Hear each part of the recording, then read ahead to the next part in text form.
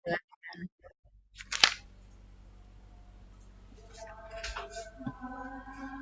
silakan, sis. Ya, selamat malam Bapak Ibu Saudaraku semua yang dikasihi Tuhan Yesus. Shalom, salam kasih dan Shalom, selamat sukacita. malam. Malam. Sebelumnya saya boleh menyapa, apakah itu Mbak Indra yang dari Bogor? Kita pernah bertemu Betul Bu, Bu Sandra, apa lama kabar? sekali nih kisah saya sebelum sampai dengan di sini ya. Kita pernah bersama-sama ada di Tanah Suci Yerusalem. Baiklah, maaf sebelumnya saya menyapa semuanya. Semoga semua dalam keadaan kondisi sehat, baik, diberkati Tuhan ya. Kalaupun ada saat ini mungkin yang sedang punya masalah atau sedang kurang baik keadaannya, kita mau imani. Keberadaan kita malam hari ini ada di dalam Zoom akan mengalami pemulihan, mengalami kesembuhan oleh karena kebenaran Tuhan yang kita terima dan oleh hadirat Tuhan. Tapi satu hal yang kita perlu syukuri adalah kita semua yang masih bisa bernafas saat ini adalah satu anugerah Tuhan. Karena di luar sana banyak yang untuk bernafas saja butuh beli oksigen, butuh keluar biaya. Perkenalkan, saya Sandra Louis, diutus dari Keuskupan Agung Jakarta. Saya melayani sebagai pewarta, tapi saya juga melayani dalam pujian penyembahan sebagai worship leader bersama dengan Abel yang ada di sini dan Sound Bless, dan Abel saat ini juga menjadi pendoa. Biasanya kami saling bergantian, kalau ada yang melayani selalu ada yang mengusung di dalam doa. Dan saya juga terlibat di dalam forum penyembah di wilayah Jakarta Selatan. Kita tahu, saudaraku yang dikasihi Tuhan Yesus, terlalu banyak peristiwa saat ini yang mengecewakan, membuat sedih, dan itu diakibatkan oleh sakit penyakit, khususnya COVID-19 saat ini, tapi juga bencana alam, gempa bumi, kebakaran, bukan terjadi di sini saja tapi di luar negeri, dan perang. Tiba-tiba ada perang lagi yang terjadi di Afghanistan ini. Banyak orang kehilangan keluarga yang sakit akibat penyakit, kehilangan pekerjaan, kehilangan usaha, kehilangan rumah, dan lain-lainnya yang membawa kesedihan, stres, depresi, dan kehilangan harapan akhirnya. Dan banyak orang yang menunggu panggilan pekerjaan, menunggu klien baru lagi, atau menunggu pembayaran, atau bahkan menunggu hasil PCR atau swab antigen aja bikin kita stres, kadang deg-degan ya. Tapi kita yang baik dan sehat saat ini, kita menunggu waktu lockdown PPKM berakhir aja, kita juga bisa bikin stres. Saudaraku, akhirnya orang mencari pertolongan kepada yang lebih lagi. Doa menjadi pusat persatian saat ini. Banyak yang semakin sering berdoa, banyak yang semakin dekat kepada Tuhan, tapi banyak juga yang akhirnya marah, masa bodoh, dan bahkan menjauh dari Tuhan. Kita berharap dunia jangan sampai kehilangan iman, jangan sampai kehilangan kasih, jangan sampai kehilangan pengharapan. Banyak orang cari pertolongan bahkan mukjizat. Dan akhirnya banyak orang yang berseru juga, "Di mana Engkau Tuhan? Aku berbicara padamu Tuhan, tapi Engkau tidak mendengar. Aku sedang menunggumu Tuhan. Berapa lama lagi Tuhan ini berakhir, ini selesai. Aku lelah, aku berdoa, tetapi tidak ada jawaban." Ini jeritan banyak orang. Tema kita malam hari ini adalah doa bukan tongkat ajaib. Kalau kita dengar tongkat ajaib, kita ingat tukang sulap ya. Simsalabim dengan tongkatnya. Tapi kita juga ingat tongkat ajaib, tongkat Musa. Saudaraku, jeritan tadi juga menjadi jeritan pada waktu bangsa Israel ada di dalam perbudakan Mesir di bawah Firaun. Tapi Tuhan mendengar jeritan, seruan, permohonan, doa mereka. Dan Tuhan memakai dan mengutus Musa untuk menjawab doa dan menolong bangsanya itu. Doa bukan tongkat ajaib.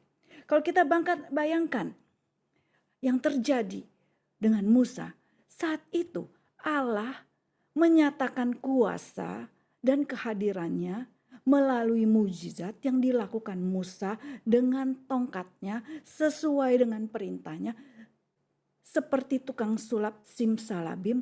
Tetapi ada alasan hal ini terjadi. Kenapa?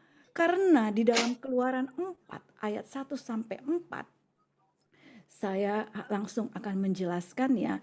Saya tidak keluarkan ayat, boleh semua buka sendiri. Di sini dikatakan waktu Musa berbicara dengan Tuhan, Musa bilang, bagaimana semua orang itu akan bisa percaya kepada aku, mendengar perkataanku, kalau Tuhan tidak menampakkan diri kepadaku? Bagaimana semua bisa percaya? Lalu Tuhan tanya, apa yang ada di tanganmu? Tongkat, kata Musa. Tuhan bilang, lempar ke tanah.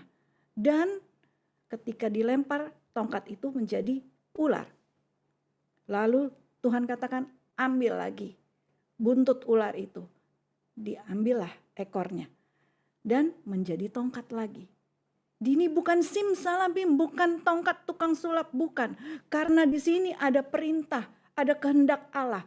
Disinilah awal mula pelayanan Musa berjalan melakukan perintah Allah, membawa tongkatnya.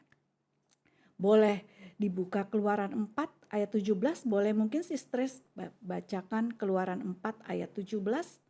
Dan bawalah tongkat ini di tanganmu, yang harus kau pakai untuk membuat tanda-tanda mujizat. Nah, ini yang Tuhan katakan, bawa tongkat ini di tanganmu, kau pakai untuk membawa tanda-tanda mujizat. Jadi mujizat yang terjadi dari tongkat itu hanya untuk menunjukkan bahwa Allah menyertai Musa dan menyertai bangsa Israel. Dan ini terjadi, kita bisa baca sendiri nanti Keluaran 7, 8, 9 sampai dengan Bilangan 20, itu banyak kisah tentang mujizat tongkat Musa, bagaimana waktu tongkat itu Musa lempar di depan Firaun sesuai dengan perintah Tuhan, dan simsalabim ular yang muncul. Tapi Firaun tidak terpesona karena dia punya banyak tukang sihir. Dia suruh lagi tuh tukang sihirnya membuat seperti yang dilakukan oleh Musa, dan keluar ular-ular. Tetapi ular Musa memakan ular-ular itu. Dan dengan tongkat itu juga Musa bisa mengetuk batu sehingga keluar air untuk diminum bangsa Israel. Tetapi dengan tongkat itu juga Tuhan menegur bangsa Israel. Ya, apa yang terjadi semua pasti tahu cerita bagaimana tongkat Musa dipukul ke sungai Nil dan air menjadi darah. Lalu dipukul ke tanah, debu menjadi nyamuk. Tongkat diangkat ke langit, turun guruh, hujan es api menyambar tanah Mesir. Dan yang paling fenomenal semua tahu, tongkat Musa membelah lautan. Disinilah penyelamatan bangsa Israel bebas dari perbudakan. Saudaraku yang dikasihi Tuhan Yesus, ketika tongkat Musa berkuasa membawa keajaiban, bukan karena kuasa tongkatnya, tapi karena kuasanya adalah kuasa Tuhan. Dan terjadi karena ketaatan Musa, iman percayanya kepada Tuhan, dan ada komunikasi yang intens antara Musa dengan Allah. Bukan tongkatnya yang menyebabkan bangsa Israel doanya dijawab, tapi sikap hati Musa yang memohon belas kasih Tuhan untuk menyelamatkan bangsanya. Saudaraku, ini kisah dalam perjanjian lama.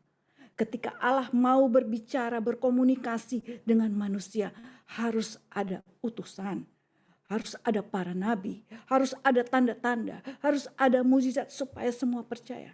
Kita hidup di perjanjian baru, kita hidup di masa Roh Kudus. Kita tidak perlu tongkat ajaib untuk percaya kepada Tuhan. Karena keajaiban penyelamat kita, penembusan dosa kita telah dilakukan Allah. Yohanes 3:16. Boleh dibacakan?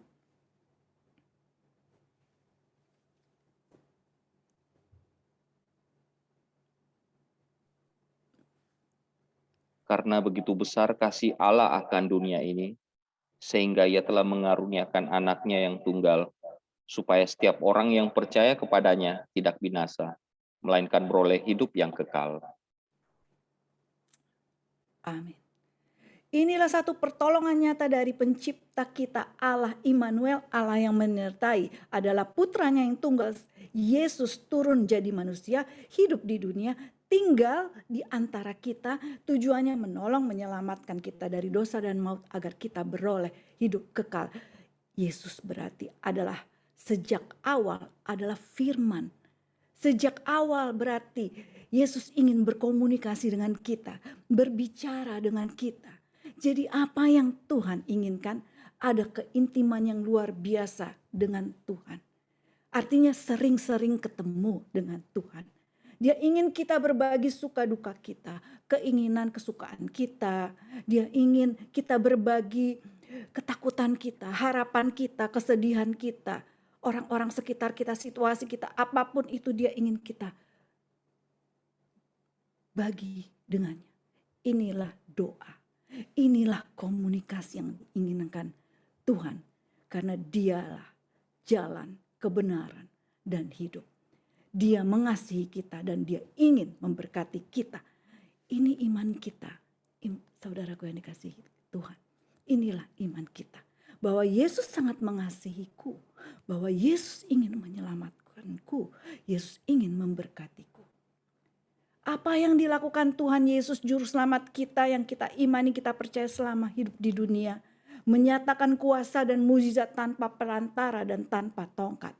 Mari kita lihat Matius 9 ayat 35 sampai 36. Demikianlah Yesus berkeliling ke semua kota dan desa. Ia mengajar dalam rumah-rumah ibadat dan memberitakan Injil Kerajaan Surga, serta melenyapkan segala penyakit dan kelemahan. Melihat orang banyak itu, tergeraklah hati Yesus oleh belas kasihan kepada mereka, karena mereka lelah dan terlantar seperti domba yang tidak bergembala. Maka katanya kepada murid-muridnya, "Tuaian memang banyak, tetapi pekerja sedikit. Karena itu, mintalah kepada Tuhan yang mempunyai tuaian supaya mengirimkan pekerja-pekerja untuk tuaian itu." Oke, terima kasih. Yesus berkeliling ke semua. Yesus mencari. Yesus berjalan dari satu rumah ke rumah lain, satu kota ke kota lain, satu PD ke PD lain, satu keluarga ke keluarga lain, satu orang ke orang yang lain, mencari yang lelah, letih, terlantar, yang sakit, putus asa, yang butuh pertolongan, mencari mereka yang berdoa dan percaya dan berharap kepadanya supaya mereka ikut dan tinggal bersamanya. Yesus menolong, mengampuni, menyelamatkan, menyembuhkan, memulihkan, menjawab setiap doa permohonan dan menyatakan mujizat.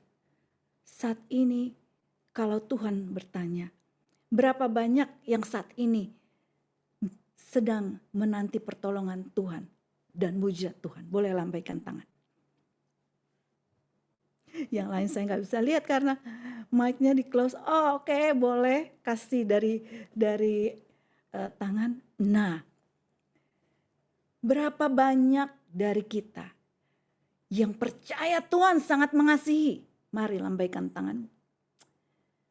Sekarang Tuhan bertanya, sungguhkah engkau mengasihiku? Mari kita tetap melambaikan. Sudahkah kita memprioritaskan Yesus? Malam ini ya kita berkumpul bersama di Zoom.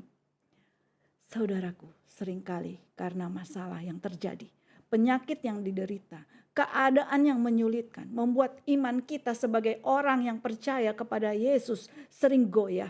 Apalagi iblis juga tidak tinggal diam, terus bekerja mengintimidasi orang-orang yang beriman. Maka malam ini kita mau belajar membangun kembali sikap hati orang yang sungguh-sungguh beriman. Sebab ketika kita berdoa seringkali kita ingin doa kita seperti sebuah tongkat ajaib yang bisa langsung terjawab permohonan kita, keinginan kita. Lalu ketika jawaban itu tidak datang, sepertinya Tuhan jauh dan tidak mendengar. Kita lupa tongkat Musa membawa mujizat karena ada komunikasi. Karena kehendak Allah. Karena itu cara yang Allah mau. Karena itu waktunya Allah juga. Dan Musa hanya mengikuti, taat, dan menunggu apa yang disuruh Tuhan. Ketika kita menjadikan doa sebagai tongkat ajaib, kita akan mengerahkan kekuatan dan kemampuan kita agar doa kita berhasil. Kemudian kita akan jadi kecewa ketika gagal. Dan ketika doa kita membawa kuasa atau mujizat kesembuhan bagi diri sendiri atau orang lain, kadang kita bisa merasa itu usaha kita. Bahkan mengakui aku orang beriman. Dan bisa membuat menjadi sombong rohani. Tapi ketika doa itu tidak terjawab, kita jadi malu, bersungut-sungut, marah dan menyalahkan Tuhan. Bahkan ada yang meninggalkan Tuhan. Padahal kita mengaku kita orang beriman. Saudaraku yang dikasihi Tuhan, Yakobus 5 ayat 16b mengatakan, saya bacakan ya. Doa orang benar bila dengan yakin didoakan sangat besar kuasanya. Murid Yesus yang mengatakan ini Yakobus, dia ada bersama dengan Yesus semasa Yesus mengajar melakukan mukjizat. Membaca ayat ini seringkali kita berfokus pada besarnya kuasa. Saya ingin kita semua mengalihkan fokus kita pada iman orang benar. Kuasa adalah milik Tuhan. Kalau Tuhan mau menyatakan kuasanya melalui tongkat Musa, terjadi. Kita yang beriman kepada Yesus percaya bahwa Yesuslah kuasa itu. Dia Tuhan, dialah mujizat itu. Dialah yang menyatakan mujizat itu. Mengacu pada ayat ini, doa bukanlah tongkat ajaib yang diangkat simsalabim, terjadilah mujizat. Kalau ada orang benar, ada orang tidak benar dong kalau begitu. Orang yang dibenarkan karena percaya kepada Yesus, karena percaya pada kebenaran itu. Saat kita dibaptis menjadi Katolik, kita menjadi orang yang dibenarkan karena kita juga percaya. Orang yang hidupnya benar adalah karena dia tinggal di dalam kebenaran sesuai dengan firman Tuhan kebenaran itu. Dan melakukan kebenaran itu, menjauhkan diri dari dosa. Orang yang benar adalah orang yang punya hati seperti hati kudus Yesus. Yang tidak egois, yang peduli, yang mau berbagi, yang mengasihi sampai tuntas. Yesus mengasihi sampai tuntas di atas kayu salib. Kita pun harus mengasihi, percaya sampai tuntas kepada Allah Bapa dan Putranya. Orang benar yang berdoa punya sikap hati. Doa orang benar ini didoakan dengan penuh iman. Artinya ada doa yang didoakan dengan kurang yakin. Atau dengan tidak yakin. Atau dengan ragu-ragu atau setengah-setengah. Saya ingin mengajak kita semua melihat. Kenapa Yakobus bisa mengatakan ini? Dia ada bersama dengan Yesus. Kenapa murid-murid Yesus bisa mengatakan ini? Mari kita lihat. Tadi kita dengar. Yesus datang ke dunia untuk menyelamatkan, menyembuhkan pada saat itu. Sikap hati orang yang benar yang memohon pada Yesus pada saat itu seperti apa? Ingat kisah Yairus dan wanita pendarahan 12 tahun. Ini ada di dalam Lukas 8, 40-56. Mungkin saya tidak bacakan, tetapi saya rasa semua tahu cerita ini. Bagaimana di tengah orang banyak, Yairus datang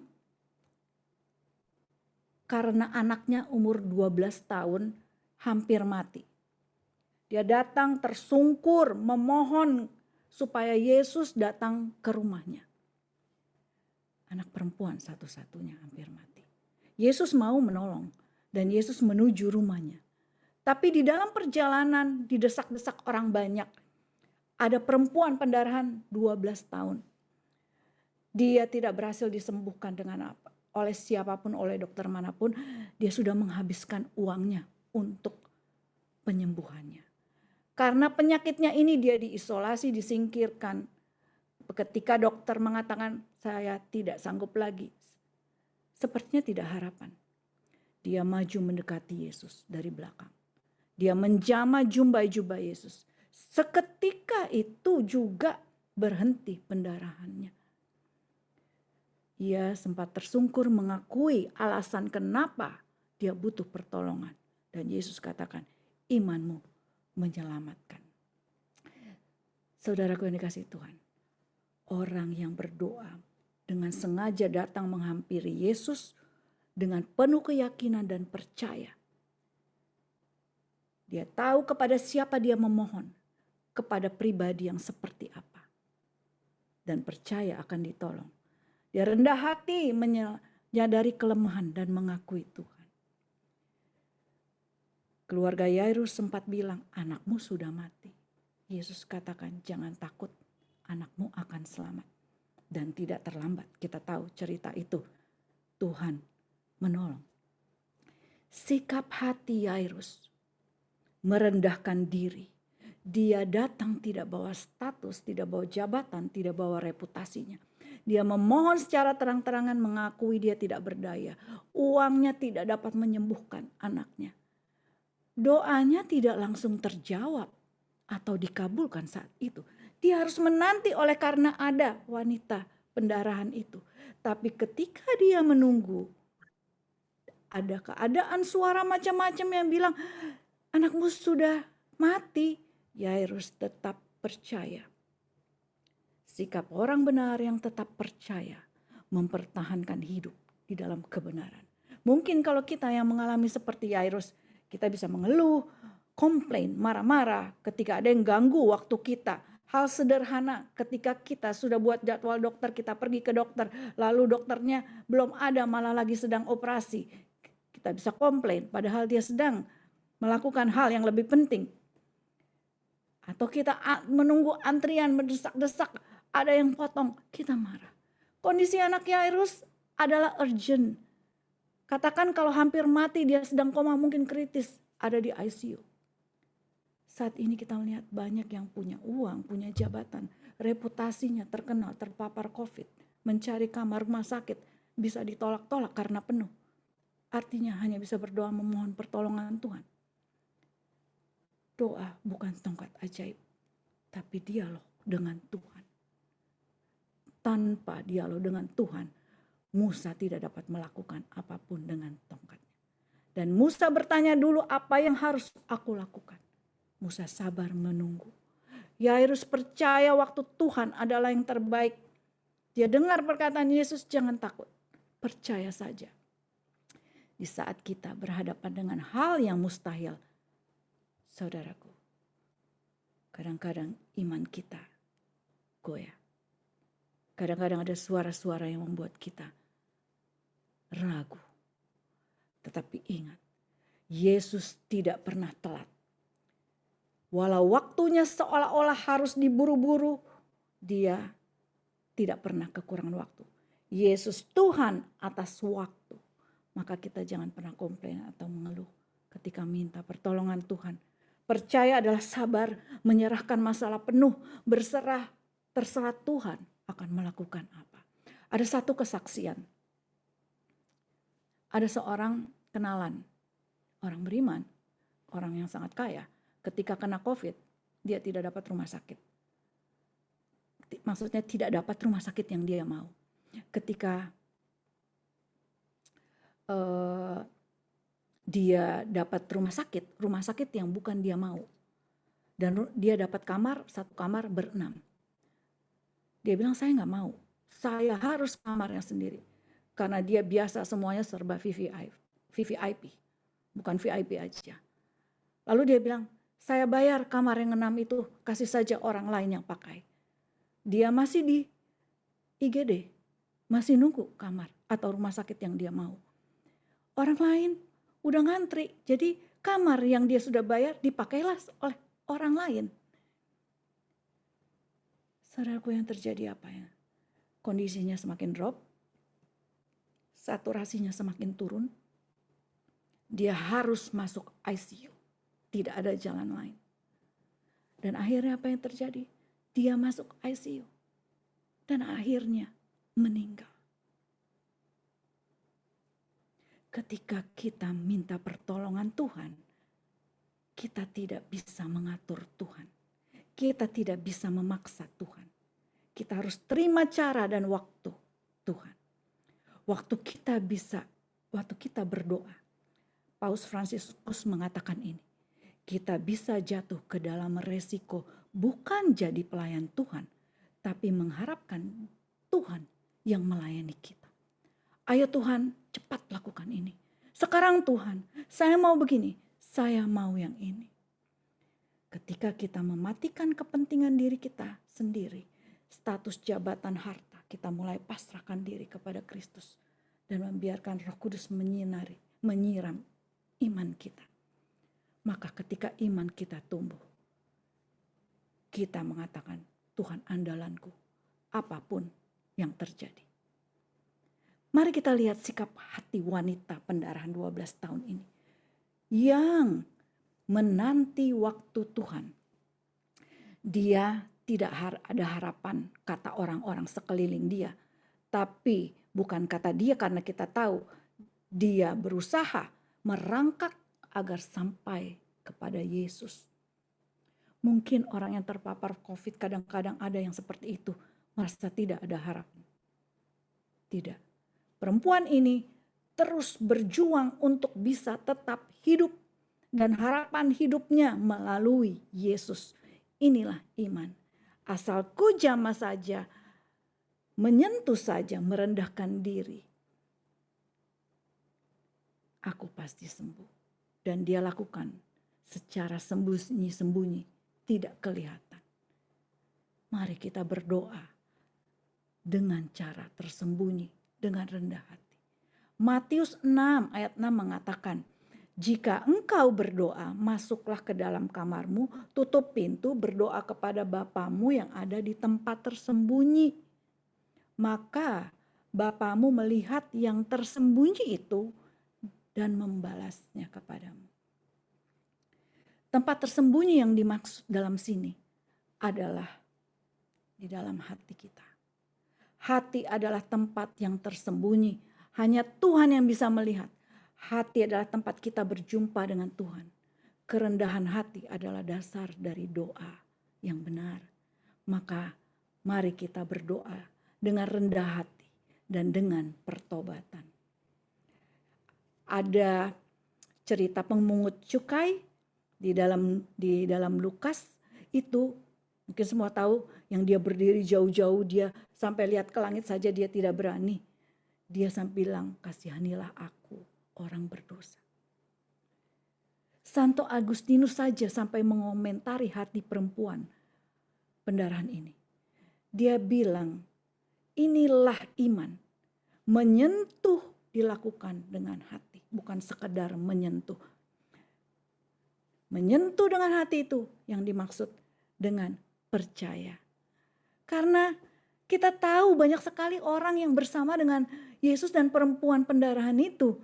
Yang berdesak-desakan pasti mereka tersentuh Yesus. Tapi tidak terjadi apa-apa dengan mereka. Karena tidak ada hati iman yang tersentuh.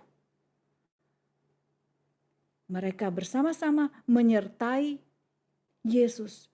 Tetapi hati mereka tidak bersama dengan Yesus. Saudaraku yang dikasihi Tuhan Yesus. Hal yang kedua, kisah si buta, Bartimeus si buta yang melihat. Itu ada di dalam Markus 10:46 ya, nanti bisa dibaca. Bagaimana Yesus dalam perjalanannya itu melewati kota Yeriko dan dia lihat Bartimeus yang buta itu berkali-kali berteriak bilang, kasihanilah aku Tuhan. Lalu Tuhan menengok, melihat. Telinga Tuhan cukup panjang untuk mendengar seruan doa kita.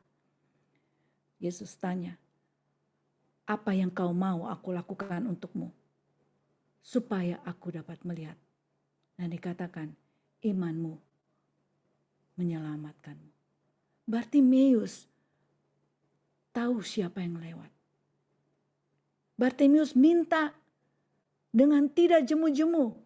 Kita tahu Yesus mengatakan di dalam firman-Nya juga bahwa kita harus selalu berdoa dengan tidak jemu-jemu. Artinya apa? Sering-sering ketemu, ngobrol sama Yesus, jangan cuma kadang-kadang, sekali-sekali, tempo-tempo. Tuhan rindu kita setiap waktu, setiap jam.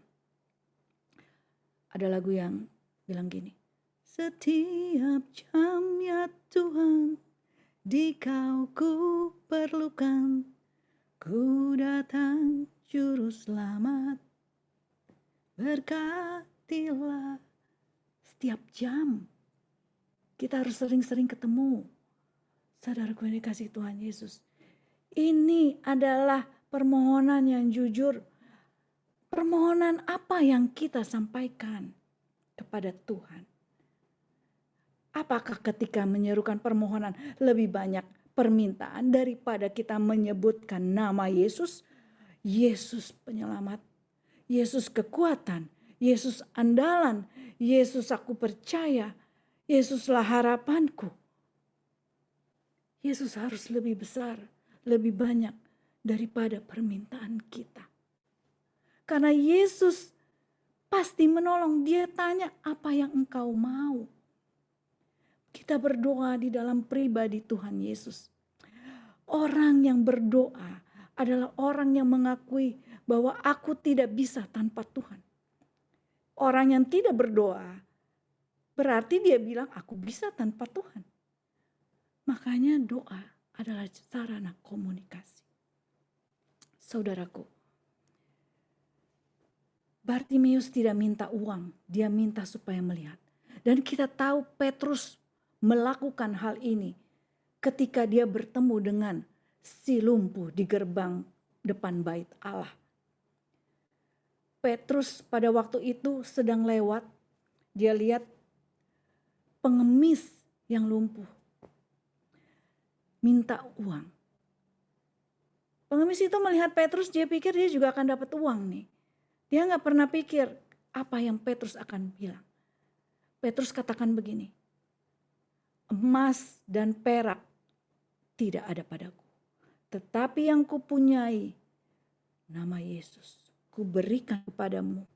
Dalam nama Yesus bangkit dan berjalan. Petrus tidak kasih uang karena dia tahu lebih penting si lumpuh berjalan, bukan uang. Hidupnya berubah kalau dia bisa berjalan. Dan Petrus mengatakan ini atas dasar iman, keyakinan akan kuasa otoritas Tuhan yang dia terima sebagai murid, sebagai rasul.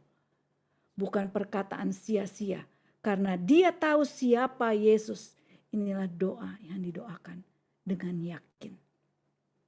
Dan dia menyatakan itu karena dia tahu kehendak Tuhan adalah pasti si lumpuh berjalan, bukan memberinya uang. Maka Petrus percaya Tuhan akan mengabulkan doanya. Banyak dari kita yang mungkin salah memohon. Dan banyak dari kita yang akhirnya jatuh mundur karena tidak mendapatkan pernyataan kuasa Allah dalam hidup kita atau dalam doa kita. Padahal sebenarnya kuasa Allah sedang bekerja di dalam hidup kita. Karena kita tidak merasa, kita tidak melihat, kita tidak bersyukur. Satu contoh yang sederhana, kalau saat ini kita masih bisa bernafas, sesungguhnya kita bisa berpikir, kenapa Tuhan masih izinkan kita bernafas? Sementara orang lain di luar sana butuh oksigen. Seharusnya kita bersyukur dan menjadi orang-orang yang benar di hadapan Tuhan. Dengan terus berkomunikasi dengan Tuhan. Petrus tidak bawa tongkat ajaib, tapi tongkat kebenaran, yaitu nama Yesus. Saudaraku yang dikasihi Tuhan Yesus, seringkali kita berjuang tanpa kita menundukkan diri kepada Tuhan. Kita berdoa tanpa menundukkan diri kepada kuasa dan otoritas Tuhan. Kita pikir kita bisa hadapi, selesaikan masalah dengan cara kita sambil berdoa, tetapi tidak dengan penuh penyerahan. Begitu usaha kita tidak berhasil, baru kita sungguh-sungguh penuh penyerahan. Padahal doa harus terjadi di segala musim, bukan pada saat garis akhir. Setiap jam doa menjadi nafas kita. Ketika kita berhenti berdoa, nafas kita berhenti. Berdoa adalah diam di hadirat Tuhan. Berdoa adalah pertahanan kita untuk dapat pertolongan. Kalau kita mau instan, simsalabim, ide Tuhan, kehendak Tuhan, cara Tuhan, waktu Tuhan, kita tidak mau terima. Saudaraku, banyak hal yang kita tidak mengerti. Tapi yang penting percaya bahwa hidup kita aman di dalam Tuhan. Saya juga ingin mengajak kita melihat bagaimana sikap orang benar yang datang kepada Yesus pada waktu Yesus berjalan di dunia ini. Semua pasti tahu kisah si lumpuh dan pengusungnya ya. Bagaimana si pengusung membawa si lumpuh sampai harus melewati atap. Karena tidak bisa masuk lewat pintu, mereka lewat atap menurunkan temannya si lumpuh itu supaya bertemu dengan Yesus. Banyak yang datang kepada Yesus waktu itu. Ya lumpuh, yang buta, bisu, tuli, yang kerasukan setan. Semua membawa keluarga, kenalan, teman agar disembuhkan, agar menerima mujizat. Mereka yang membawa mengorbankan waktu, uang, tenaga untuk makan mungkin dalam perjalanan dengan sengaja mencari Yesus.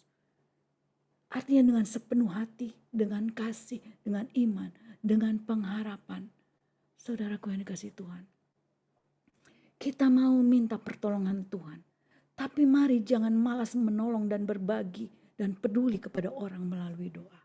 Kita bisa bantu orang lain. Mendoakan siapapun, dokter, nakes, romo, menteri, presiden, saudara, keluarga, teman-teman di persekutuan doa.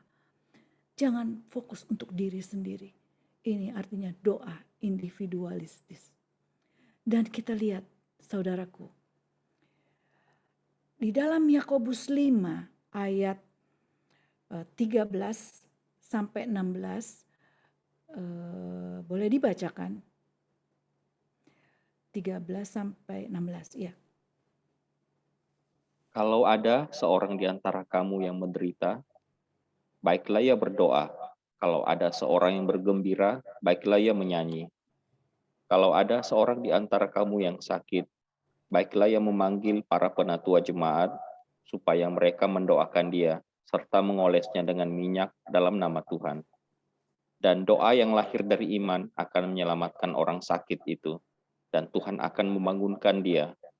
Dan jika ia telah berbuat dosa, maka dosanya itu akan diampuni. Karena itu, hendaklah kamu saling mengaku dosamu dan saling mendoakan, supaya kamu sembuh. Doa orang yang benar, bila dengan yakin didoakan, sangat besar kuasanya. Puji Tuhan. Nah, saya ingin kita melihat yang di sini. Ini kalau kita lihat judul perikop ini adalah doa untuk orang yang sakit. Dan dikatakan di sini untuk Keluar, Jim. saling mendoakan. Di ayat 15 dikatakan doa yang lahir dari iman akan menyelamatkan orang sakit. Berarti ada yang mendoakan si orang sakit itu. Di ayat 16 dikatakan dan saling mendoakan. Berarti kita memang diminta untuk saling mendoakan. Dan itu yang terjadi pada para pengusung si lumpuh. Dan pengusung si buta, si tuli, siapapun. Bahkan murid-murid para rasul yang melihat pada waktu itu bersama dengan Yesus pun melakukan itu. Mereka bertekun sehati, mereka berdoa bersama-sama untuk orang lain. Ketika Petrus di dalam penjara pun jemaat mendoakannya pada Allah. Saudaraku, dan Yesus melihat iman para pengusung, para pendoa yang pantang menyerah, yang terus mendoakan. Kita harus terus bisa saling mendoakan di dalam komunitas, di dalam berkeluarga. Masa ini dicari para pengusung, para penggerak doa untuk menolong, berbagi. Karena apa, saudaraku? Doa orang benar dan doa yang benar itu tidak individualistis. Ingat, doa adalah berkomunikasi, berdialog, ngobrol dengan Tuhan agar kita intim. Dan ketika kita intim, kita menyadari kebutuhan Tuhan karena pasti Tuhan bilang, si ini sedang mengalami itu, di sana sedang terjadi ini. Kau butuh mendoakan ini. Dan kita sendiri ketika kita berdoa, Bapa kami, coba perhatikan.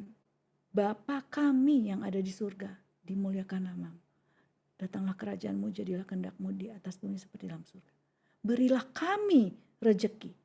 Tidak ada kata saya, kami semuanya. Di dalam doa seharusnya kita membawa seluruh kesulitan orang lain, keluarga, sahabat, teman, tetangga, siapapun itu. Kita bawa kepada Tuhan, kita bilang Tuhan untuk juga hadir menjamah mereka. Kita bawa semua sakit mereka. Saudaraku, Tuhan senang dengan orang-orang ini. Tuhan katakan kepada pengusung itu, imanmu menyelamatkanmu, dosamu diampuni.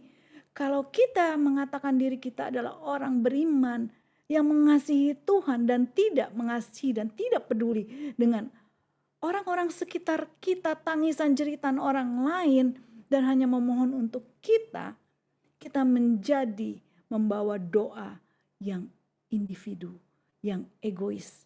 Dan hati kita seperti batu karena kita tidak peka dan tidak peduli.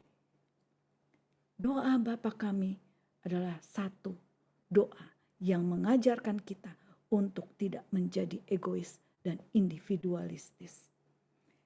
Dan mu itulah bagi Tuhan untuk kemuliaan Tuhan.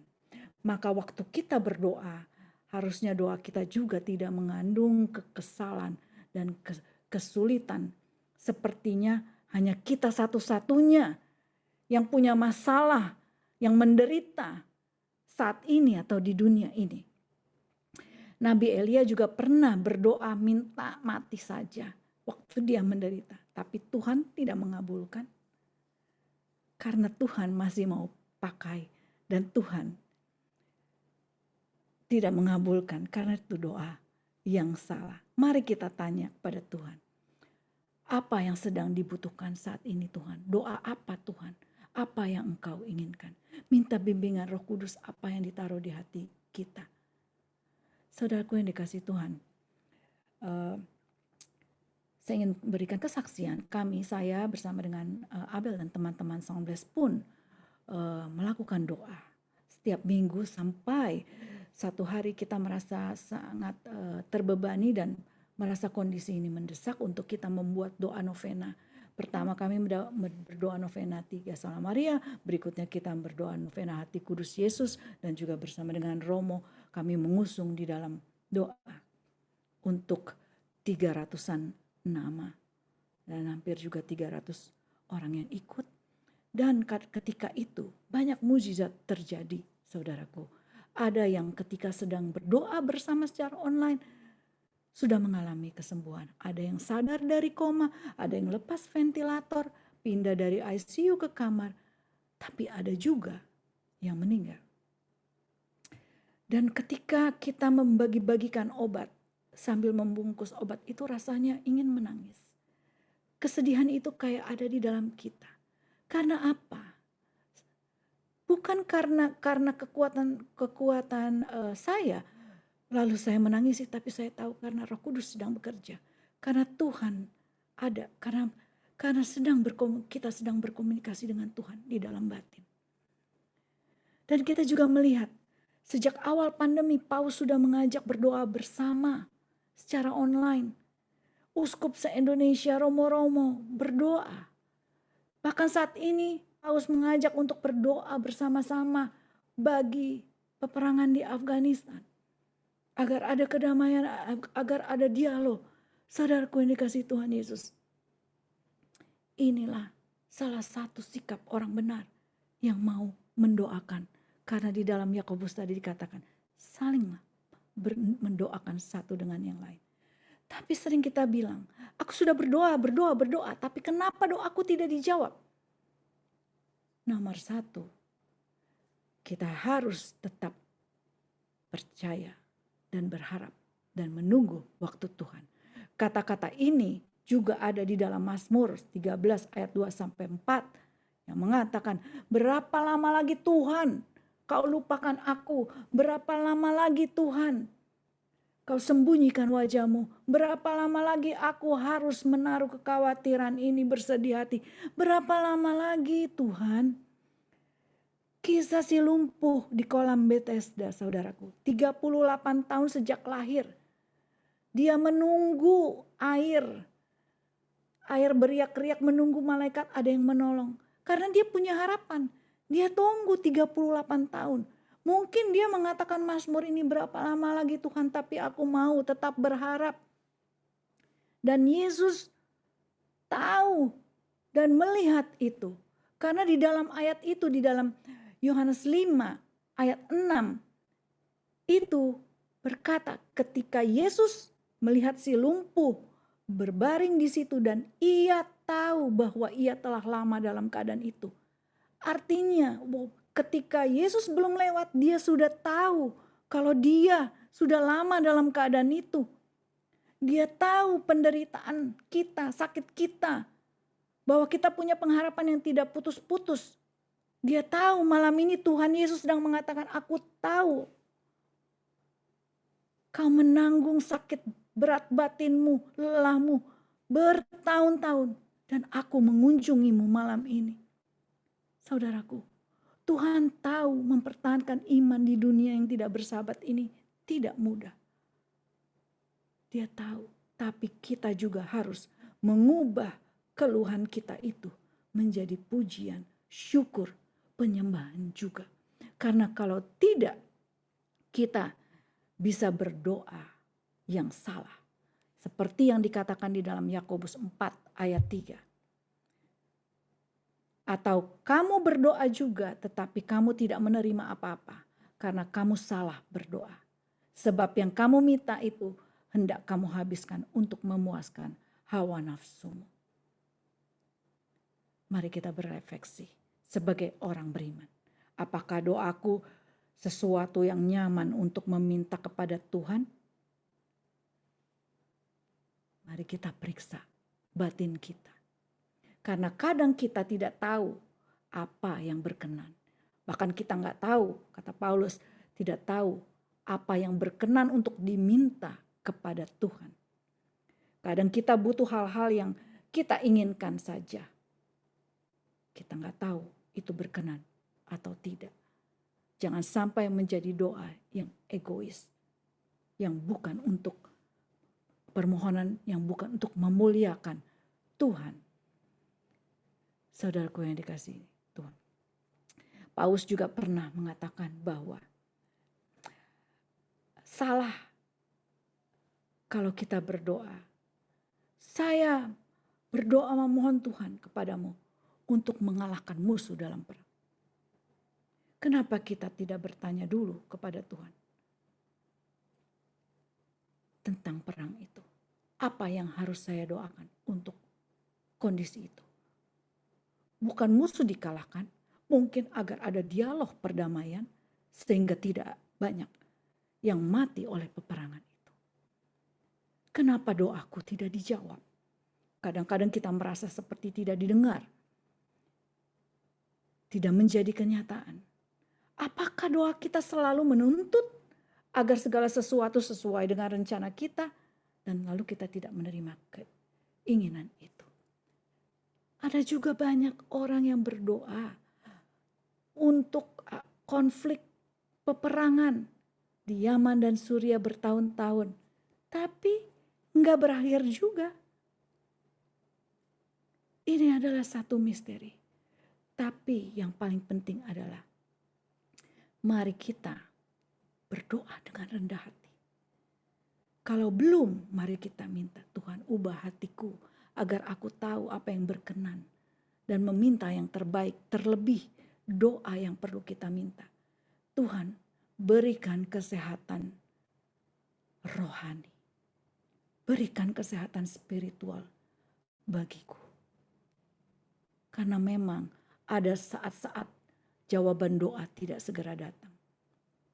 Karena pengabulan sebuah doa adalah waktu Tuhan. Apakah itu menyangkut kesembuhan, mukjizat, kematian. Kisah Lazarus dan si anak muda di Naim adalah sesuatu yang kontras. Yesus sangat mengasihi Lazarus. Tetapi ketika orang datang minta tolong mengatakan Lazarus perlu pertolongan, Yesus tidak langsung datang. Yesus menunda. Tapi waktu Yesus melihat sedang berjalan seorang anak muda yang diusung dan ibunya seorang janda menangis, Yesus langsung tergerak oleh belas kasihan dan menghampiri dan menyembuhkan, membangkitkannya dari kematian. Saudaraku, kalkulasi dunia saat ini tidak benar. Dulu orang bilang semakin tua, semakin cepat meninggal. Tapi akibat COVID, yang muda bisa meninggal lebih dulu. Yang tua sudah masuk ICU, sembuh. Inilah satu dilema. Kalau malam hari ini Tuhan sedang datang dan berbicara di hadapan kita. Dan bertanya, apa yang sedang mati dalam hidupmu saat ini? Keuangan, relasi, iman, pengharapan.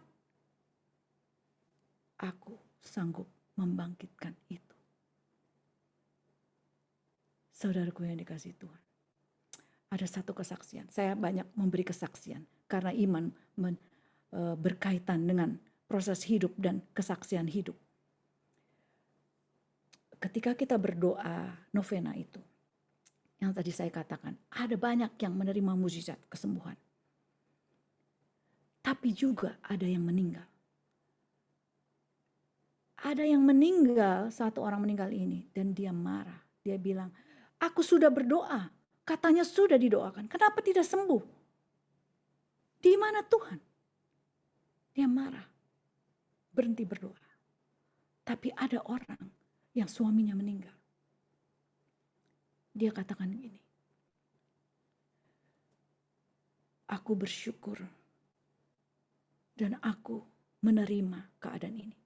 Karena Tuhan sudah terlalu baik di dalam hidupku. Bahkan ketika suamiku sakit, Tuhan membuka jalan untuk dapat rumah sakit, dapat kamar, dapat ventilator. Kapan saja dia bisa dipanggil Tuhan. Kapan saja dia bisa menghadap Tuhan. Dengan cara apapun bisa. Tidak harus COVID. Tapi saya tahu saat ini dia sudah bersama dengan Yesus.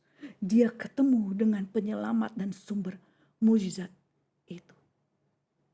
Apakah kita akan marah ketika doa kita tidak dijawab? Saudaraku yang dikasihi Tuhan. Inilah sikap orang yang benar. Orang yang berdoa dengan benar. Ketika Yesus ada di Getsemani, sepertinya doanya tidak dijawab. Dia bilang, Tuhan Bapa, sekiranya bisa berlalu ini semua penderitaan ini. Biarkan dia berlalu. Yesus katakan itu. Tapi tidak terjadi apa-apa. Dan Yesus harus terus berjalan sampai di atas Golgota. Di atas kayu salib. Yesus punya doa adalah bukan kehendakku Bapa, melainkan kehendak-Mu. Waktu Tuhan bukan waktu kita. Tetapi ketika kita percaya, ketika doa kita tidak dijawab, apalagi masalah kematian. Dia yang sudah mati bertemu dengan Yesus. Dan pasti ada jawaban di sana. Penderitaan-penderitaan kita di dunia ini mungkin selalu buruk, menyusahkan.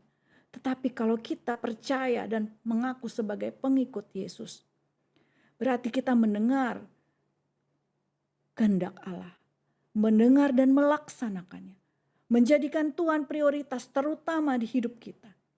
Maka waktu kita berdoa, kita minta kesehatan, kebijaksanaan, kekayaan, kebahagiaan. Kita diberikan kesempatan untuk memohon di dalam doa-doa kita, devosi kita. Tapi siapkah kita ketika doa kita seolah tidak terjawab? Siapkah kita berkata, bukan kehendakku, tapi kehendak-Mu Tuhan terjadi.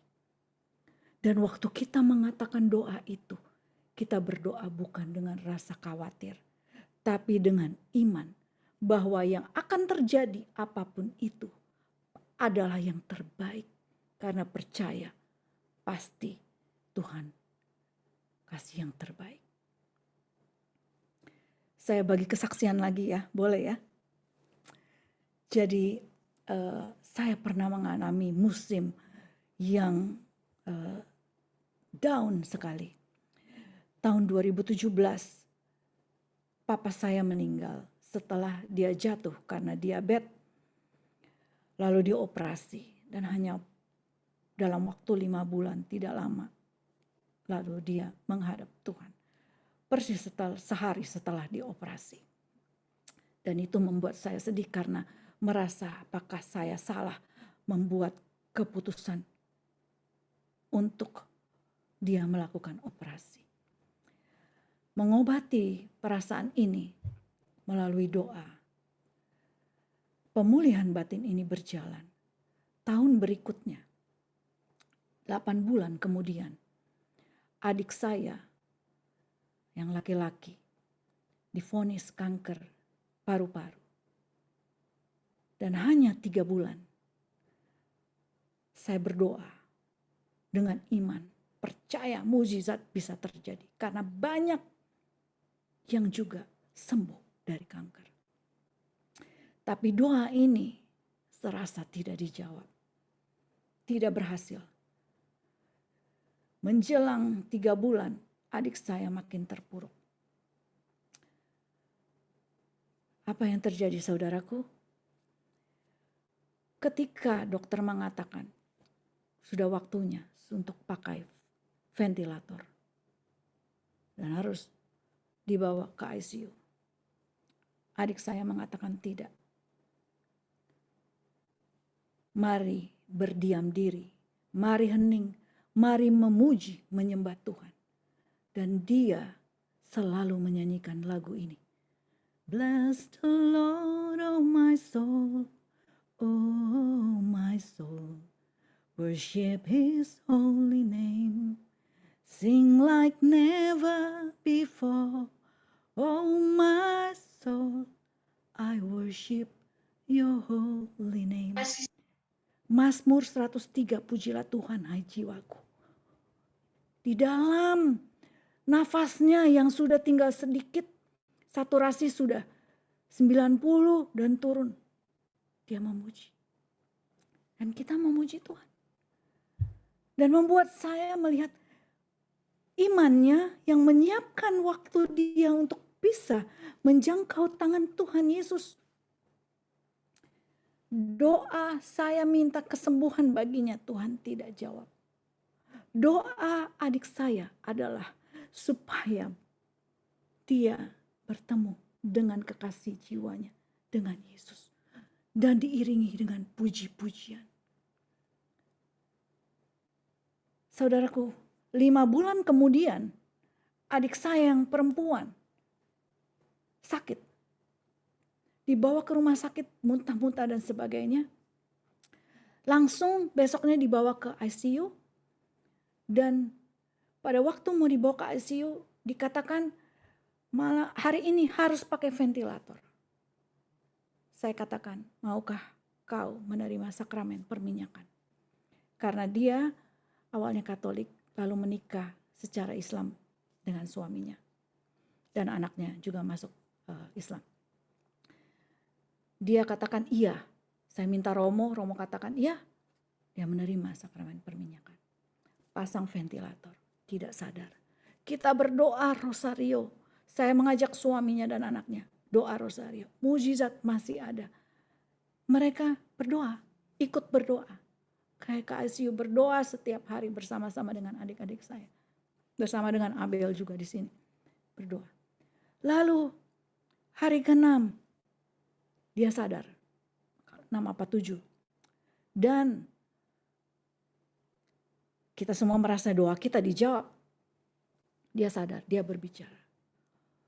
Lalu dia pakai nafas, tapi oksigen, tapi masih di ruang ICU. Dan yang terjadi saudaraku, di hari yang menjelang terakhir, dia harus pakai ventilator dan suaminya bilang tidak usah, sempat dibisikkan katanya tidak. Tapi karena sudah komplikasi di dalam. Sebelumnya saya katakan kepadanya, kamu percaya Yesus bersamamu? Iya, panggil nama Yesus. Ya panggil nama Yesus, saya ingat 7 kali. Yesus, Yesus, di tengah susahnya dia bernafas. Karena dia sudah sepsis, sudah menyebar, sudah virus, bakteri dan sebagainya. Hanya 10 hari. Selesai dia mengatakan itu. Dan kita berdoa, sambil berdoa rosario. Dia mengembuskan nafasnya dan mengikut Tuhan. Saudaraku yang dikasihi Tuhan. Waktu itu saya merasa sangat tidak adil. Tuhan tidak adil pada saya. Saya merasa Tuhan, aku sudah melayani Engkau. Aku sudah berdoa. Aku menerima semuanya. Tetapi mengapa Engkau tidak menjawab? Mendoakan orang lain sembuh. Mendoakan adik-adikku sendiri tersembuh. Kehilangan satu persatu. Papa saya, adik saya 2. Tetapi ada satu kabar baik saudaraku. Apa yang ditinggal oleh mereka? Iman. Anaknya saat ini sudah menjadi Katolik dan masuk menjadi Katolik. Sikap hati orang yang berdoa adalah seperti yang dikatakan Yakobus 5 ayat 15 sampai 16. Tadi kalau doa mereka disampaikan dengan yakin, Tuhan akan menyembuhkan orang sakit itu dan mengampuni doa-doa yang dosa-dosa yang telah dibuatnya. Doa orang yang menurut kemauan Allah, doa orang benar mempunyai kuasa yang benar. Bagaimana sikap doa yang benar dan sikap orang yang benar, yang mau menuruti kemauan Allah, bukan kemauan sendiri, apapun itu, maka kita jangan melihat kuasanya. Kita harus pegang Yohanes 15 ayat 7. Jikalau kamu tinggal di dalam aku dan firmanku tinggal di dalam kamu, minta apa saja yang kamu kehendaki dan aku menerima dan kamu akan menerimanya.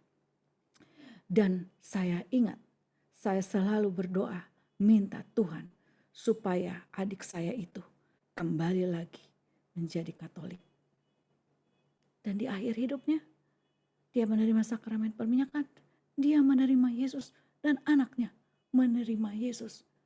Saudaraku, kalau kita sungguh setia dan menyadari bahwa Tuhan memberikan yang terbaik, sungguh-sungguh mendengarkan suara Tuhan, dia akan melakukan apapun. Nah, inilah yang dikatakan di dalam Yakobus 15 ayat 17 sampai 18. Boleh dibacakan? Yakobus Elia 5, 17, 18. Elia adalah manusia biasa sama seperti kita. Dan ia telah bersungguh-sungguh berdoa supaya hujan jangan turun. Dan hujan pun tidak turun di bumi selama 3 tahun dan 6 bulan. Nah, saudaraku, kalau baca ini kita melihat pada kuasa dan mukjizat terjadi. Melihat pada perkataan iman ketika dia mulai berdoa sepertinya wah turun hujan. Ketika dia mengatakan berhenti hujan. Elia berdoa, mukjizat terjadi. Musa dengan tongkatnya, Yesus mukjizat itu yang menghentikan badai. Tapi jangan fokus kepada kuasa dan mujizatnya. Pada lihat kesungguhan hatinya. Bukan doanya yang membawa kuasa. Kata-kata doa kita bisa sama. Tapi orang yang berdoa, yang mendoakan itu lahir dari dalam hati. Karena Tuhan melihat hati. Orang lain mungkin tidak bisa melihat. Kita bisa berdoa panjang lebar, orang cuma mendengar. Dia tidak bisa lihat hatinya. Saudaraku yang dikasihi Tuhan Yesus. Ini adalah sebuah proses hidup. Iman adalah juga sebuah proses yang dibangun melalui situasi dan kondisi hidup kita. Tuhan kadang membiarkan kita mengalami masa sulit karena Tuhan ingin melihat seberapa sungguh-sungguh. Tadi di dalam ayat tadi dikatakan, Elia manusia biasa seperti kita dan ia telah bersungguh-sungguh berdoa. Bersungguh-sungguh, dia sama dengan kita. Tapi dia sungguh-sungguh, dia segenap hati, dia tidak setengah-setengah mempercayai, dia sungguh-sungguh melekatkan diri kepada Tuhan. Dan dalam segala musim apapun dia sungguh-sungguh selalu mau kepada Tuhan. Maka Tuhan kadang membiarkan musim hidup kita ada kesulitan, ada kesakitan, supaya kita berjuang untuk mempertahankan iman kita supaya tidak goyah dan tidak drop. Seberapa jauh kita mau melakukan firman dan kehendak Tuhan. Waktu kita punya alasan sebenarnya, Tuhan aku tidak sanggup melakukan apa yang Engkau katakan. Ketika masalah ada jalan tertutup, bagaimana sikap kita? Apakah kita masih bisa melihat bahwa di depan tuh masih ada jalan kok. Tuhan masih bisa tolong kok. Di depan saya ada Tuhan yang akan memegang saya. Maka apa yang kita lakukan adalah bangun, bangkit, tekun, sungguh-sungguh. Meskipun secara kasat mata mungkin kita tidak bisa melihat ada jalan lagi. Tidak ada harapan lagi. Tapi ketekunan dan pengenalan akan Tuhan membuat kita terlihat bukan setengah hati. Tapi sungguh-sungguh sepenuh hati. Ada orang yang mengikut Tuhan setengah hati, akan kelihatan sikapnya waktu masa sulit datang.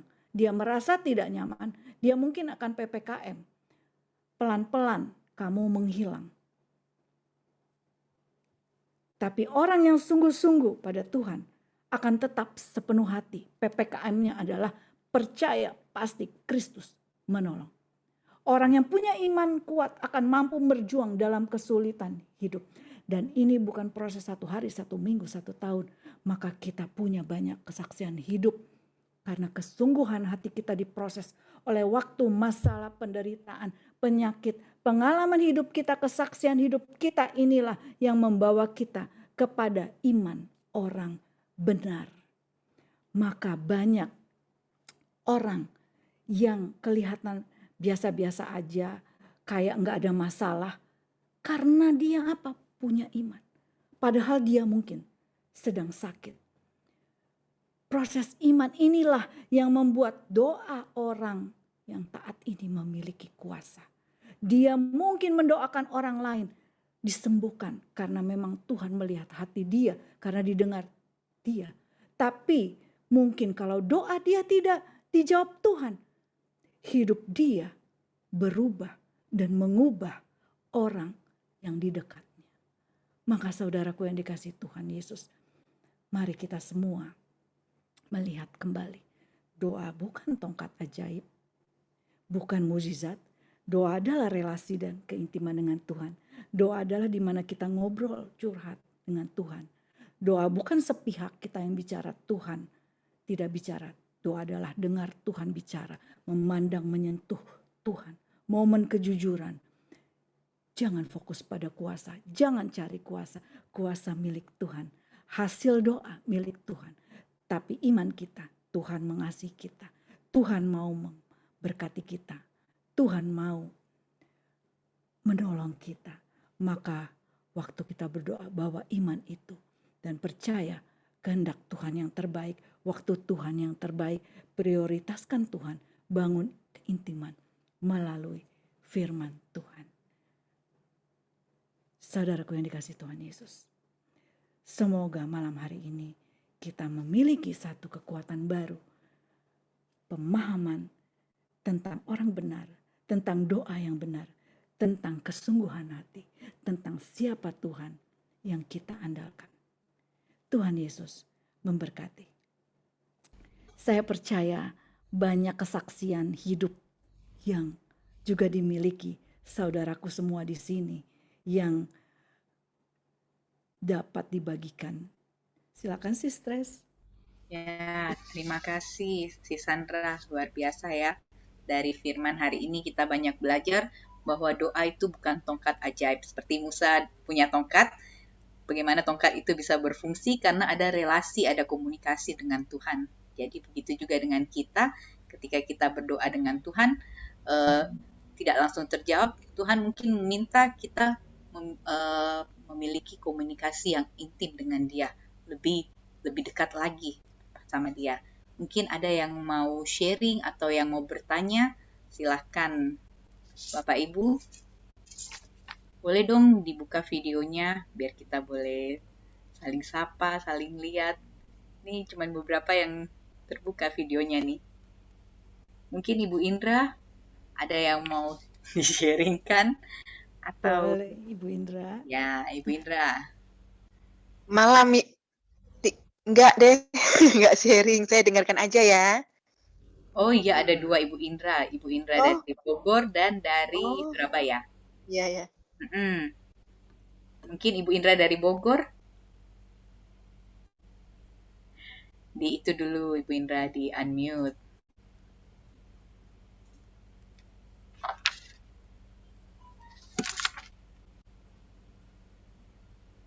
Oh, suaranya enggak kedengaran Ibu Indra. Terdengar suaranya? Oke. Silakan. Selamat malam Bu Sandra, kita ketemu lagi. Terima kasih Bu Tres. Saya yang sebetulnya sih sharingnya ya gimana ya. Akhir-akhir ini saya pikir gini ya, pada saat kita pelayanan, beberapa hari yang lalu saya melayani teman saya yang kebetulan suaminya kena COVID. Tidak ada seorang pun yang mau melayani karena takut pada zaman sekarang kan ya. Gitu. Akhirnya kebetulan memang lingkungan saya satu wilayah tapi beda lingkungan. Nah, kebetulan saya juga kenal dekat sama istrinya. Terus saya membantu karena dalam keadaan seperti ini kita harus bergerak cepat, gitu ya. Suaminya meninggal sore, besok sudah dikuburkan pagi-pagi. Nah, kebetulan suaminya ini orang terkenal gitu ya. Wakil daripada lingkungan ini tidak berdaya, tidak bisa apa-apa, dan akhirnya dia juga keluar rumah aja nggak berani dalam keadaan pandemi, gitu ya. Akhirnya saya melayani, terus kita shoot juga melalui Zoom, gitu. Tapi apa yang sudah saya perbuat, yang sudah saya melakukan pelayanan, ternyata dalam lingkungan yang Bapak itu meninggal tidak bisa menerima, gitu ya. Dan itu saya tuh nggak ngerti, gitu. Kenapa dia bisa sampai nggak bisa menerima? Saya dihujat, saya diapain, gitu ya, sama si wakil ketua lingkungan ini, gitu. Nah, tapi akhirnya saya pikir saya memutuskan, oke, saya bukan lingkungan situ. Untuk yang sembayangan silahkan kalian urus sendirilah, saya bilang gitu. Karena terus terang lingkungan yang sebelah itu yang saya bantu itu mereka gaptek sekali, nggak ngerti untuk Zoom, nggak ngerti untuk itu gitu. Nah, saat itu saya memutuskan, itu kejadiannya kalau nggak salah di hari Kamis ya. Saya memutuskan oke, untuk selanjutnya saya tidak akan melayani lagi untuk lingkungan itu, gitu ya. Apa yang terjadi? Ternyata Tuhan mengetuk saya. Kebetulan saya mengikuti misa online di suatu tempat, gitu ya. Misa offline yang kebetulan saya disuruh baca bacaan pada Minggu. Waktu itu hari Minggu. Apa yang dikatakan Tuhan? Pada saat itu Tuhan berkata, pelayananmu adalah pelayanan yang mulia pada saat itu. Biarkan orang mau menyebutkan, menghina kamu, dia mau mencaci maki kamu, tapi saya percaya teruskan pelayananmu. Itu Bu Sandra yang sangat saya ini banget. Tuhan begitu cepat menegur saya. Itu kejadiannya baru minggu lalu gitu. Saya sampai terpukul banget. Saya bilang, baru kemarin saya memutuskan saya udah nggak mau melayani, ternyata Tuhan di hari Minggu sudah menegur. Gitu. Itu aja mungkin ya Bu Tres, Bu Sandra yang bisa saya bagikan. Makasih. Makasih Bu Indra. Mungkin Bu Sandra mau nanggapin? Ya, itulah satu bukti kebaikan Tuhan ya, gitu. Maksudnya kalau kita dekat dengan Tuhan, kita peka akan suaranya, bahkan tegurannya Tuhan gitu. Karena kita sudah diberikan penolong Roh Kudus di dalam kita. Pasti apapun yang kita lakukan, kadang sadar atau tidak sadar, itu banyak karena Roh Kudus. Apalagi hal yang baik, karena Dia bekerja di dalam kita. Nah, kadang ya itu, perbuatan baik kita bisa justru membuat kita dikecewakan oleh karena sikap orang. Dikecewakan, disakiti. Tapi bagaimana kita melepaskan pengampunan itu dan bagaimana kita tetap setia untuk setia tetap melayani Tuhan, itu kalau nggak punya kesungguhan hati kayak Bu Indra tadi, nggak mungkin. Karena justru punya kesungguhan hati itu terbangun oleh satu proses hidup yang terus ada bersama Tuhan, melekat dalam Tuhan, ada dialog di dalam melalui doa, dan pelayanan juga adalah satu proses di mana kita dibentuk terus-menerus dalam hal iman. Jadi kekuatan yang diterima juga tadi untuk oke, Tuhan tegur saya mau terus lagi, itu juga anugerah Allah lah, itulah kebaikan Tuhan. Sangat memberkati kita semua ya, pasti ya. Amin. Terima kasih. Terima kasih Ibu Sandra. Jadi walaupun ditolak atau gimana, jangan menyerah Ibu Indra, tetap melayani. Ya. Amin. Mungkin ada yang lain yang mau sharing. Mungkin Bro Arvin atau Andi Olip ini dari Malang ya? Benar? Ada yang dari Papua ya? Ya, atau dari Papua mau berbagi atau mau bertanya, Ibu Merlin? Silakan. Nah, boleh. Oh ya, Nana, silakan Nana dari Bali. Shalom semua. Ana mau sedikit kesaksian sih, itu benar-benar baru kejadian sore hari ini. Jadi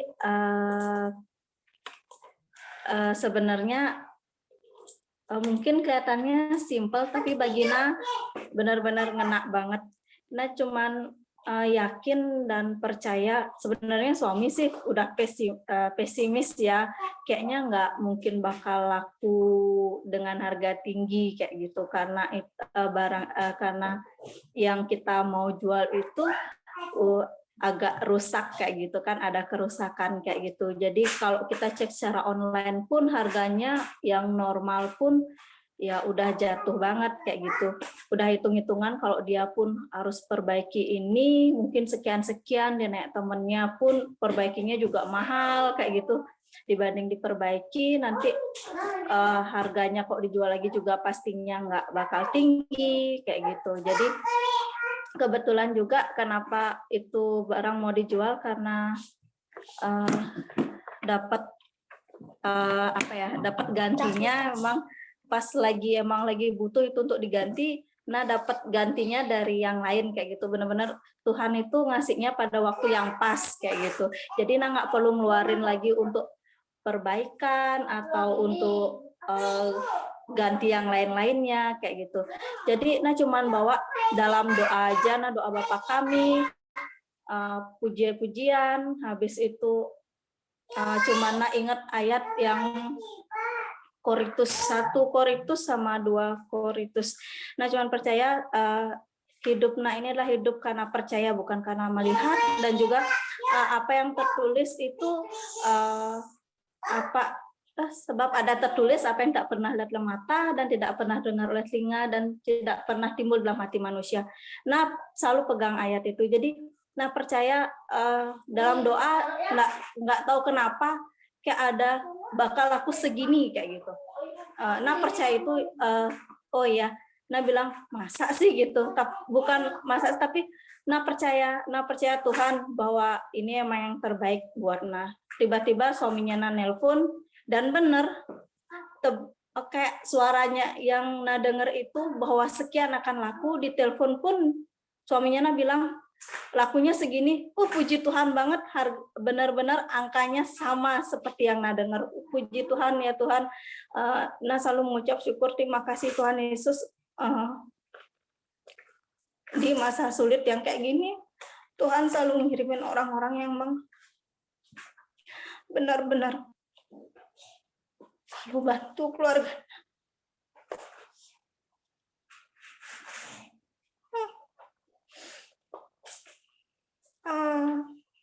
Semuanya terjadi emang benar karena pertolongan Tuhan kayak gitu.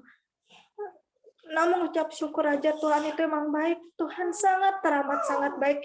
Tanpa Tuhan nggak mungkin semua itu terjadi.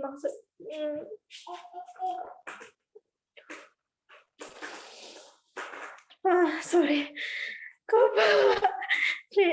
Nah, cuma mengucap syukur benar-benar apa yang bisikan dalam doa benar-benar itu yang terjadi gitu. Jadi benar-benar dijawab saat itu juga gitu. Puji Tuhan banget, Tuhan. Mujizat itu emang benar-benar ada.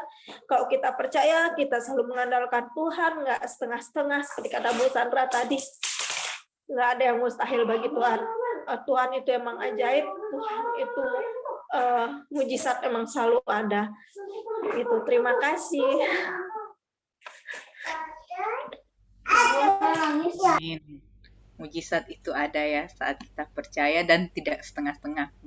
Benar kata Ibu Nana. Mungkin si Sandra mau nambahin? Ini jelas banget ya, maksudnya ya itulah Tuhan kita gitu. Kalau kita kenal, semakin kita kenal Tuhan kita semakin tahu perkataannya, janjinya, kita akan semakin percaya, dan semua persoalan hidup kita membawa kita kepada sebuah doa yang dimana doa itu pun kita bawa dengan satu iman karena kita tahu Tuhan pasti jawab, bahkan dengan caranya dia seperti yang tadi dikatakan, apa yang tidak pernah didengar telinga timbul di dalam hati. Itu kita nggak pernah bayangkan Tuhan kasih seperti itu, tapi satu bukti bahwa doa kita tidak akan merubah kasih dan kuasa Tuhan. Kasih dan kuasa Tuhan tetap sama dulu, sekarang, dan selamanya. Dan mukjizat itu nyata dulu, sekarang, dan selamanya. Amin, amin. Mungkin Luar ada lagi. Biasa kesaksian. Iya, sharing malam hari ini meneguhkan kita ya bahwa Tuhan itu sungguh luar biasa. Mungkin satu lagi ya, Bro Arvin mungkin mau sharing, mungkin ada pengalaman dalam hal berdoa atau dalam kehidupan sehari-hari. Silakan Bro. Ya, apa ya? Ya kalau saya sih iman saya itu terbentuk lewat peristiwa sehari-hari. Tuh, saya barusan kan juga baru mengalami hal yang tidak enak juga. Yang Januari kemarin, mama dan kakak saya yang tertua meninggal karena COVID. Jadi di situ kayak bagaimana ya? Kita hidup ini kayaknya dekat sekali dengan kematian. Sekarang ini bahkan di Facebook saja dengan teman-teman Facebook grup itu sekolah hampir tiap hari ada orang meninggal. Jadi di sini saya belajar bahwa kita ini sebenarnya tidak ada apa-apanya. Terus saya juga belajar bahwa saya memang harus menggantungkan diri pada Tuhan. belajar untuk yang seperti tadi dibilang, kita harus total dengan Tuhan. Tidak boleh setengah-setengah, tidak boleh ragu-ragu. Dan belajar saya sendiri sedang membentuk diri saya untuk berkomitmen. Berkomitmen maksudnya yang komitmen yang untuk saya sendiri, untuk Tuhan itu apa? Sebelum saya berkomitmen keluar, komitmen dalam hati saya itu apa untuk Tuhan? Ya, saya banyak saya belajar sekarang. Jadi memang banyak masalah juga, apalagi juga saya juga kesehatan juga lagi terganggu. Ya belajar beriman bahwa Tuhan pasti bikin sesuatu yang baik nanti pada waktunya. Tuhan sudah siapkan untuk saya. Jadi saya bersyukur saya punya keluarga itu sangat memperhatikan saya dalam saat-saat seperti ini. Kadang-kadang juga saya masih ingat-ingat, andaikan mama saya ada di sini pasti mama senang. Kakak saya yang tertua itu yang paling sayang sama saya, pasti dia senang sekali. Jadi memang itu satu pukulan telak buat saya, seperti habis dihajar habis-habisan. Tapi saya bersyukur Tuhanku itu Tuhan yang hebat. Dia memang mengizinkan ini terjadi. Mungkin dia mau bentuk saya punya karakter untuk mencari dia. Saya yang dulu malas-malasan, tapi saya sekarang sudah mulai memandang Tuhan dengan sesuatu yang lain. Bahwa semuanya milik Tuhan, bukan saya punya. Saya tidak bisa bilang ini saya punya. Jadi Tuhan bisa ambil kapan saja. Jadi saya belajar untuk merelakan dan saya merasa saya dipulihkan hari demi hari. Ya saya rasa itu saja. Terima kasih. Ya, benar-benar. Mungkin dari setiap permasalahan yang timbul ada maksud Tuhan di dalam kehidupan kita. Jadi tetap bersandar, bergantung kepada Tuhan. Mungkin tidak ada lagi atau masih ada pertanyaan 1-2? Ya. Siapa ya? Saya tidak bisa lihat. Oh ya, Ibu Merlin dari Papua. Terima kasih, selamat malam. Salam jumpa kembali. Ya, saya mungkin hanya mau bersaksi sedikit ya. Saya mau katakan bahwa Tuhan Yesus itu sungguh baik. Di mana memang benar bahwa doa itu membutuhkan satu relasi atau keintiman dengan Tuhan. Kejadian yang saya alami ini yang saya mau saksikan kepada saudara-saudara semua, yaitu tentang kematian.